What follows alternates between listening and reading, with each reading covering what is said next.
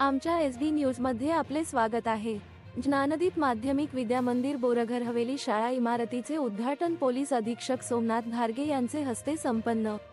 तळा तालुक्यातील श्री जनजागृती शिक्षण प्रसारक मंडळ बोरघर हवेलीच्या ज्ञानदीप माध्यमिक विद्या मंदिर बोरघर हवेली शाळा इमारत नूतनीकरण उद्घाटन संस्थेचे अध्यक्ष दीपक रसाळ यांचे अध्यक्षतेखाली पोलीस अधीक्षक सोमनाथ घारगे यांचे हस्ते करण्यात आले।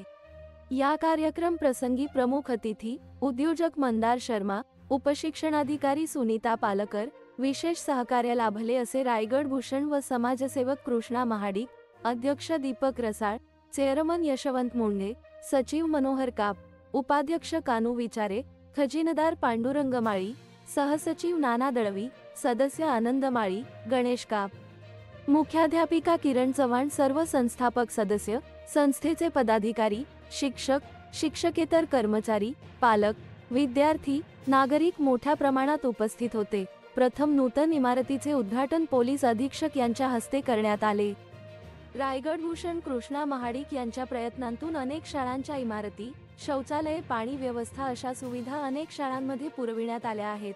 आज त्यांच्याच प्रयत्नांतून बोरघर हवेली या 21व्या शाळेत इमारत नूतनीकरण व इतर सुविधा पुरवून विद्यार्थ्यांच्या शिक्षणात एक आनंद मिळवून दिला आहे। यावेळी पोलीस अधीक्षक सोमनाथ घारगे यांनी ज्या शाळेत ते शिक्षण घेतले त्या शाळेत कसे शिक्षण पूर्ण केले याविषयी मार्गदर्शन करून आज आमची ती शाळा सातारा जिल्ह्यात पहिल्या 5 मध्ये आहे।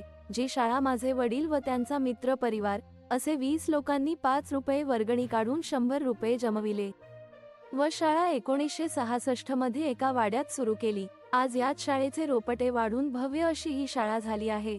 शिक्षक मिळत नव्हते, शिक्षकही या 20 मधलेच 2 झाले होते। आजच्या घडीला एकूण 5 क्लासवन अधिकारी, 10 डॉक्टर, 50 पेक्षा जास्त इंजिनियर, 100 पेक्षा जास्त वकील व इतर ठिकाणी असे चांगले विद्यार्थी शिकले आहेत।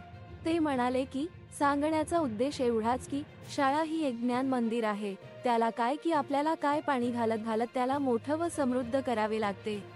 हे स्थित्यंतर बोरघर हवेली माध्यमिक शाळेत आले आणि हे येथे समाजसेवक कृष्णा महाडिक किंवा उद्योजक मंदार शर्मा यांच्या प्रयत्नांतून चांगल्या वर्गखोल्या इमारत झाली आहे। या येथे पुढे जाणारी मुलं आहेत, त्यांना चांगलं घडविण्याचे काम आता येथील शिक्षकांवरती येऊन ठेपले आहे। त्यांना यापुढे आता अधिक योगदान द्यावे लागणार आहे, असेही ते शेवटी म्हणाले।